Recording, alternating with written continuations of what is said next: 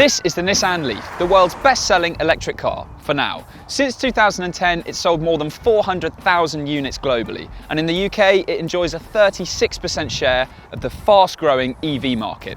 But while the Leaf was certainly a trailblazer for mainstream electric cars, now it's actually fallen behind in the pecking order compared to new rivals like the Kia e-Niro and the Hyundai Kona Electric. But this is the second generation Leaf, and Nissan has just added a new range-topping version. It gets a few changes inside and out, a bigger battery, and crucially that means a longer range. But just how long is that range, and what is this new car like? Well, that's what we're going to find out. And don't forget, if you want to buy a Leaf or any other new car, then go onto whatcar.com and go to the new car buying section to see how much money you could save with all of our brilliant new deals. And please subscribe to our channel because we're going to be doing loads more videos like this in the future. So this is the Nissan Leaf E Plus Tekna, and if you choose it, you get a few upgrades, including this E Plus badging on the charge port here, and then a slightly redesigned front end, including these blue highlights along the bottom. But the more significant changes are under the bonnet. Well, under the floor, actually. This range-topping model gets a bigger 62 kilowatt-hour battery, which joins the 40 kilowatt-hour battery that the rest of the Leafs in the lineup get. Nissan says the bigger battery can cover 239 miles on a full charge under the new WLTP test cycle, which is a 62-mile increase on the standard models. Now, that's a pretty useful extra amount. Nissan has also ensured that the new battery can still be fast charged in roughly the same time as the smaller battery. So it's a bigger battery, but the rate it can charge at is higher. The Leaf does still only use CHAdeMO to rapid charge, whereas most of the competition uses the more common CCS connector instead.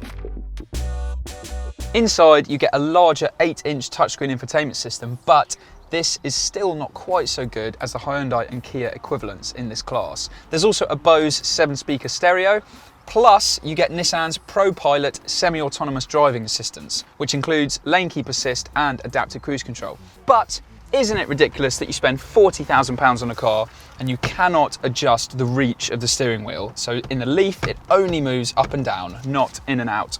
Rear legroom is decent, but rear headroom is a bit tight. The boot is good, but this version gets a sub in the back, and look, that is a pretty inconvenient place to stick it, isn't it? But which electric car would you buy? We want to know, so tell us by voting on our poll. Would you buy a Nissan Leaf, Kia e-Niro, Hyundai Kona Electric, or Tesla Model 3? Cast your vote now. The Leaf E Plus also gets more power, so now peak power is 214 brake horsepower as opposed to the standard model, which gets 148 brake horsepower. It also gets 250 pounds-foot of torque and an increased top speed of 97 miles per hour, all of which means it is quick. Certainly quicker than before. The Leaf E Plus will do 0 to 62 miles per hour in 6.9 seconds, while the 40 kilowatt hour version will do the same in 7.9 seconds, which is a decent increase in pace, and it really is noticeable. Especially with the extra torque, the Leaf E Plus feels rapid off the line.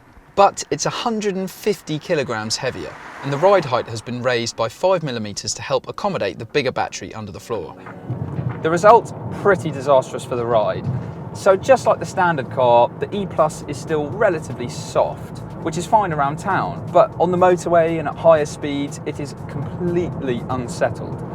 And when you're on undulating roads like this, your head is bobbing constantly back and forth, and that's something that gets really annoying after a while. So the ride is 5mm higher, the car's heavier. To try and cope with that, they've stiffened the suspension, but it's not worked anywhere near as well as it could have done. If you want to know even more about the whole of the Leaf range, then watch our full in-depth review by clicking on the link in the top right-hand corner of the screen.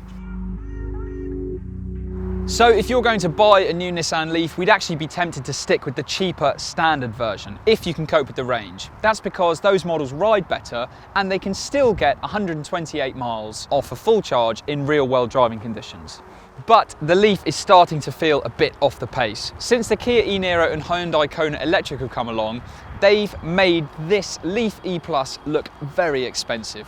That's because both those cars can travel more than 250 miles off a full charge. That's in real world driving conditions. So it's difficult to make a case for the expensive Leaf E Plus. But for much more on every electric car on sale, go to whatcar.com. And when you're there, if you want to buy a new car, hopefully we can save you some money in the process. So on our website, go to the new car buying section to browse through our list of incredible deals. And please, if you've enjoyed this video, like it. If you have any questions about the car, then leave a comment, and do subscribe to our channel because we're going to be doing loads of videos in the future.